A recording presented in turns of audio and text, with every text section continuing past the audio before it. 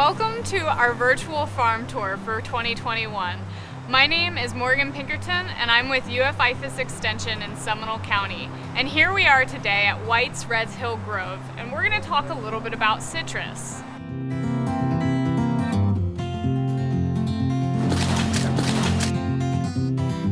So Ed, tell us a little bit about your farm. Okay, this is our home grove. We had a citrus packing house in Orlando that was established in 1962. We ship fruit all over the country. We still ship fruit all over the country. We're what you call a gift fruit shipper.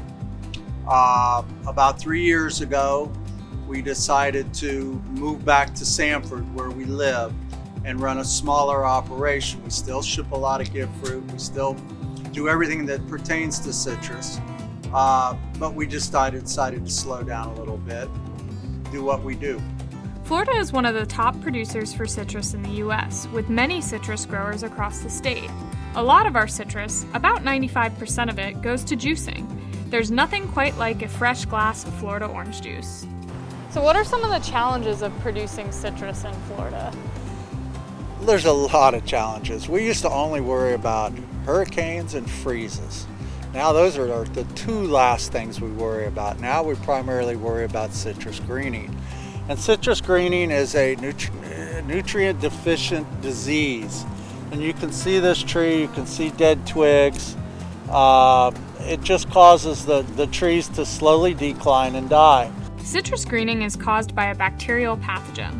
The bacteria infects the inside tissues of the tree, limiting its ability to take up nutrients. This stunts the plant, keeping the fruit green and bitter tasting. It is transmitted by an invasive insect, the Asian citrus psyllid, which was first detected in the U.S. in 1998. A few years later, in the mid-2000s, citrus greening was also found in Florida, and it had the psyllid vector already here, ready to transmit the pathogen across the state. Citrus greening has really changed the citrus industry in Florida, and today our citrus growers continue to face this challenge. Researchers are currently looking for a cure and management strategies for combating citrus greening and citrus production. This is our grove that we still have in Sanford, and we're still plugging along with it. We're trying to keep the grove alive, and citrus was and still is a very important part of Florida. And you have a lot of small farmers like us that are trying to grow along, and then you have bigger companies that are doing more on the production side to try and keep the trees growing. But this is what it looks like now. The challenges in the field aren't the only thing the farmer has to think about. There is a lot of behind-the-scenes work that goes on from the citrus tree to the hands of the consumer. Once harvested, the fruit has to be washed, processed, and packaged before it hits the market. This is a small machine line. It was built in the late 50s by FMC.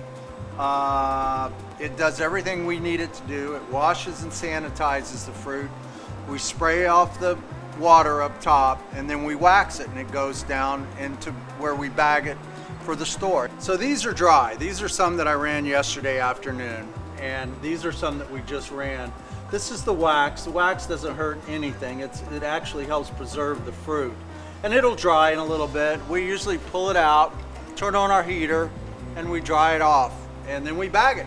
Citrus is not the only agricultural commodity that has some behind-the-scenes processing before it is sold to the consumer. Whether it is washing, packing, shelling, juicing, canning, or more, the job doesn't end at the farm. There, you say, one at a time. Just picks them up. That machine is about 50 years old, but it works. Our farms are just one part of agriculture that plays a much larger role in our food system.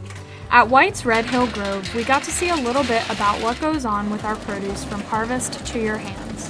For more information on local agriculture, please reach out to IFAS Extension in Seminole County.